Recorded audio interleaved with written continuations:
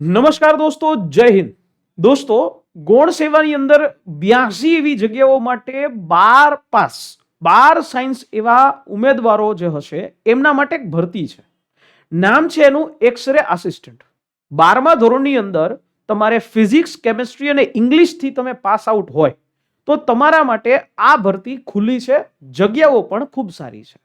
કોમ્પિટિશનનું level પણ બીજી બધી ભરતીઓ કરતા સૌથી ઓછું છે. 3 ઓગસ્ટ સુધી ફોર્મ ભરાવાના છે. તો હવે ઘણા બધા લોકોએ મને કોમેન્ટ બોક્સમાં પૂછ્યું કે સર, આ એક્સરે આસિસ્ટન્ટ તરીકે કામ શું કરવાનું હોય, એક્સરે આસિસ્ટન્ટની જોબ પ્રોફાઇલ શું હોય. એક્સરે ટેકનિશિયન તો સાંભળ્યું હતું, પણ એક્સરે આસિસ્ટન્ટ એનું કામ, જ્યાં એક્સરે હોય છે સરકારી હોસ્પિટલોમાં એક્સરે ડિપાર્ટમેન્ટ હોય કે હાડકા માટે કે હાડકું કંઈ તૂટી ગયું છે એ ચેક કરવા માટે એક્સરે છે એનો ઉપયોગ થાય. તો એના માટે આ લોકોને એક્સરે આસિસ્ટન્ટ એ જોઈએ છે. હવે એક્સરે આસિસ્ટન્ટ માટે એક્સરે ટેકનિશિયન તો હોય જ છે, પણ એને મદદ કરવા માટે એક્સરે આસિસ્ટન્ટ તરીકેની એક પોસ્ટ જે ઊભી થઈ છે. ટોટલ 82 જગ્યાઓ છે. એટલે આમ જોવા જાવ તો કોઈ પણ હાડકાથી રિલેટેડ દર્દને જે દર્દી જે છે એને નિદાન કરવા માટે એક્સરે જે પાડવામાં આવે ત્યાં ડિપાર્ટમેન્ટની અંદર તમારી જરૂરિયાત હોય. એટલે રેડિયોલોજિસ્ટ છે એ એક્સરે નો અભ્યાસ કરે. તમારું કામ એક્સરે પાડી દેવાનું છે. જે મશીન જે આવે એક્સરે નું એનું ઓપરેટિંગ કરવાનું છે. દર્દીઓ હોય તો એને બરાબર પોઝિશનમાં રાખવાના થાય, જેથી કરીને એનો ફોટો છે વ્યવસ્થિત આવે. એક્સરેની વ્યવસ્થિત ઇમેજ છે, પ્રોપર ઇમેજ આવે એ તૈયાર કરવાની થાય. રેડિયેશનની જે સેફટી છે એ જાળવવાની થાય. બરાબર, આવું બધું કામ એ એક્સરે આસિસ્ટન્ટનું હોય. બરાબર, એક્સરે આસિસ્ટન્ટ જે છે એ રિપોર્ટ લખે નહીં, એ ખાલી મદદ કરે. બરાબર, એટલે માનવ શરીરની અંદર, મનુષ્યના શરીરમાં તમે જુઓ તો જે છાતીના હાડકા હોય, કોઈ પણ હાડકા મનુષ્યના શરીરમાં છે, તો એ જે હાડકા જે છે એના માટે ક્યાંય તૂટ ભાંગ નથી થઈ ને એ ચેક કરવાનું કામ આનું હોય, એક્સરે કઢાવવા માટે. તો જે અહીંયા એક્સરે આસિસ્ટન્ટનું સૌથી બેઝિક કામ કહું તો એને મશીન છે ને એ ઓપરેટ કરવાનું આવે. મશીન ઓપરેટ કરવાનું આવે. એ ઇમેજ જે છે વ્યવસ્થિત એ જ જગ્યાની આવે કે જે જગ્યાએ તૂટભાંગ થઈ છે હાડકાની, એનો જ ફોટો આવે. એક્સરે નું આખું ડિજિટલ સિસ્ટમ છે એ તમારે ઓપરેટ કરવાની થાય અને એનો ડેટા જે છે એ તમારે આપવાનો થાય. તો આવું કામ છે એક્સરે આસિસ્ટન્ટનું છે. બહુ સિમ્પલ કામ છે.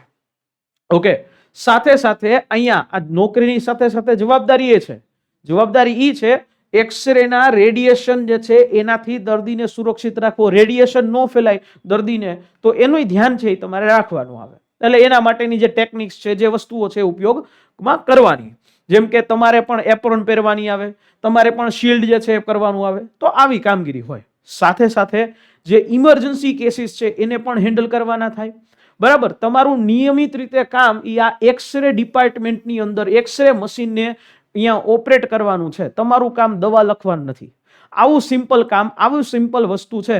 અને એક્સરે નો જે કાંઈ પણ રિપોર્ટ આવે, રિપોર્ટ એટલે કે એક્સરે નો જે ફોટો આવે, એ ફોટો છે એના માટે જે દર્દી હોય એ દર્દીનું નામ, જ્યારે કોઈ પણ દર્દી આવે તો એનો કેસ બનાવવાનો થાય, તો એ નામ નંબર એન્ટર કરી અને પછી એનો ફોટો જે છે પાડી દેવાનો થાય. આવું કામ છે તમારું. બરાબર, લગભગ 8 કલાકની ડ્યુટી હોય. સરકારી નોકરી છે ભાઈ, અને દર મહિને 26,000 રૂપિયા પગાર તમારો થાય. 5 વર્ષ પછી તમને ફિક્સ પગારમાંથી મુક્તિ મળે અને તમને ફૂલ પે કરી દેવામાં આવે. 5 વર્ષ પછી ગુજરાતમાં 8મું પગાર પંચ લાગુ થવાનું છે. 8મું પગાર પંચ લાગુ થશે અને એના પછી તમારો પગાર અંદાજિત 40-45,000 રૂપિયા થશે. અને બીજી વાત કે તમારે જે કામ કરવાનું હોય એ જનરલી સિવિલ હોસ્પિટલો હોય, જિલ્લા હોસ્પિટલો હોય, કમ્યુનિટી હેલ્થ સેન્ટરો હોય, પીએચસી સેન્ટરો હોય, એની અંદર કામ કરવાનું થાય. એટલે આવું કામ છે એક્સરે આસિસ્ટન્ટનું હોય. આના માટે એક્સરે ટેકનિશિયનને જે જોઈએ છે, રેડિયોલોજીનો કોર્સ કરેલો હોય એવી જરૂરિયાત જ નથી. સિમ્પલ 12 સાયન્સ કર્યું હોય, ફિઝિક્સ, કેમેસ્ટ્રી અને ઇંગ્લિશની સાથે પાસ આઉટ હોય તો તમે આ ભરતીમાં ફોર્મ ભરી શકો. સીધું સિમ્પલ કામ. જિંદગી સારી રીતે જીવી હોય, સરકારી નોકરી જોતી હોય તો તમારા માટે આ સૌથી મોટો મોકો છે. હજી ફોર્મ ભરાઈ રહ્યા છે. 3 ઓગસ્ટ છેલ્લી તારીખ છે. 82 જગ્યાઓ છે. અને આના માટે આટલી સિમ્પલ લાયકાત છે. 18 વર્ષથી લઈ લગભગ 33 વર્ષ લગીના ઉમેદવારો અપ્લાય કરી શકશે. અને એમાંય પાછી વય મર્યાદામાં અનામત કેટેગરીને છૂટછાટ. આ રીતે તમારી એક્સરે આસિસ્ટન્ટ આની ભરતી થાય છે. દોસ્તો, આના માટે તમે જો વ્યવસ્થિત તૈયારી કરવા માંગો છો, કારણ કે અહીંયા એક 210 માર્કની પરીક્ષા છે. આ 210 માર્કની પરીક્ષા OMR થી આવશે, MCQ વાળી હશે, ઓનલાઈન હશે, જેમાં 2 પાર્ટમાં છે. એક 120 માર્કનો એક્સરે આસિસ્ટન્ટને લગતું જ્ઞાન છે, મેથ્સ છે, રીઝનિંગ છે અને બંધારણ છે, કરંટ અફેર્સ છે, કોમ્પ્રિહેન્શન પેસેજીસ છે. આ પરીક્ષા પાસ કરવા માટે જો તમારે સાચું માર્ગદર્શન જોતું હોય કે જેના વિદ્યાર્થીઓ ઓલરેડી હજી સરકારી નોકરીઓમાં હોય, એવી એકમાત્ર સંસ્થા લક્ષ્યમ એકેડેમી, જે તમને બેચ અને એ બેચની અંદર મટીરિયલ પણ આપી રહ્યું છે. આ એક્સરે આસિસ્ટન્ટની બેચ છે. 2999 ના ટોકન દર ઉપર તમને જે ટેકનિકલનું જે 120 માર્કનું મટીરિયલ આ પણ તમને મળવાનું છે.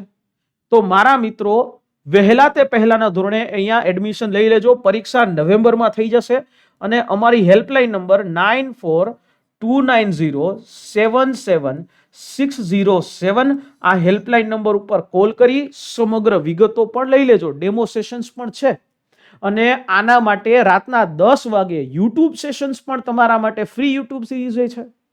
એટલે વ્યવસ્થિત શીખવું હોય તો સાચું માર્ગદર્શન જે છે એ જોશે આના પાસ કરવા માટે.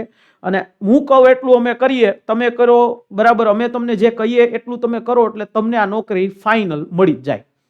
આશા રાખીએ આ માહિતી સમજાઈ હશે અને તમારા જે ઘરના પરિવારના સભ્યો કે જે 12 પાસ હોય, 12 સાયન્સ પાસ હોય, એમના સુધી આ વિડીયો પહોંચાડી દેજો, શેર કરી દેજો. મળીશું નેક્સ્ટ સેશનમાં. જય હિન્દ, જય ભારત.